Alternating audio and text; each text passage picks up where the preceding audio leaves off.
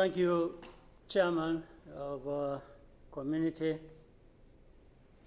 I want to associate myself with what has been said, especially what our sister President Samia Suluhu has just mentioned. But before that, let me raise a couple of questions maybe to guide us.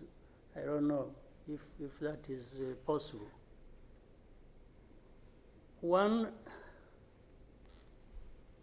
is there anybody among us who did not see this coming? I for one, I saw it coming to be where we are now. I saw it coming because I did not see who was taking charge of the process, who was listening, who was trying to provide any kind of guidance as to what we should be doing from one thing or one day to another. And by this, I want to also ask, as the East African community, what did we want from the beginning? Or what did we do about that? What are we doing now? And what do we want to do for where we want to go? Because exactly like President Samia has mentioned, if it is talking about problems and defining them, and I think we have been very eloquent. We have talked about all kinds of things. But when do we match what we are saying and what we are doing so that we get to what we want? When do we come to that? I haven't seen it. President, I asked last time in our meeting, the last summit, where is East African community, or does it exist? And exist for what? By the way, even now, the person or the country we are talking about is not represented as we are discussing. And it is supposed to be, the country is supposed to be part of East Africa, but nowhere to be represented. So I'm not sure what bearing what we are discussing has on what happens in the process of finding a solution in this country. I'll move on.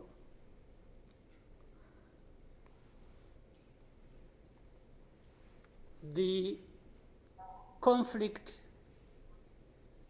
that was created from the time we had the East African community get involved in trying to help in Congo,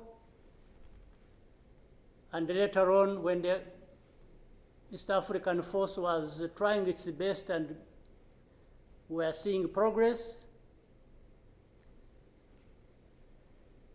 Tshisekedi decided they are not doing what he wanted and went to SADC. SADC agreed they would come and do what he wanted and sent everybody packing. And that we complied and kept quiet. What really did we expect to come out of this? Now, worse still, I think even in East Africa itself, ourselves, maybe we have different understanding of what the problem is, and we have never come together to agree or even disagree and find a way to come together finally to do what we ought to do to deal with this problem. Or we simply decided, each country, to move on its own with a different agenda arising out of involvement or whatever in Congo, and that was enough.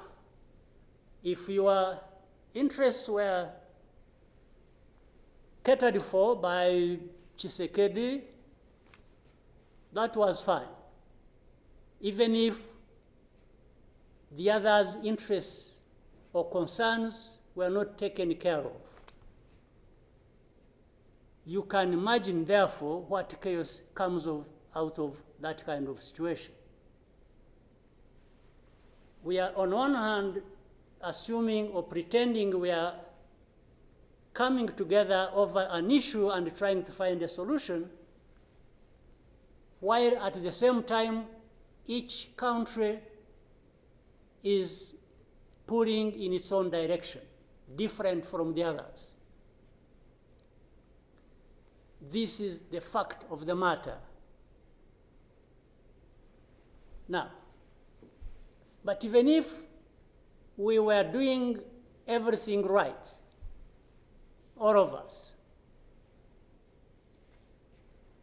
nothing is going to come out of it until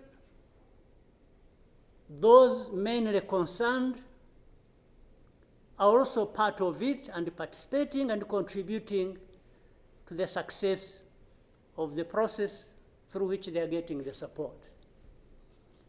But if the parties decide or accept to be manipulated, because, and by the way, that's exactly what happened, and I think in Congo, there are experts for doing that. They would go to one party and promise them something, and then they would decide to keep quiet about what is obviously going to result into problems like we are seeing now.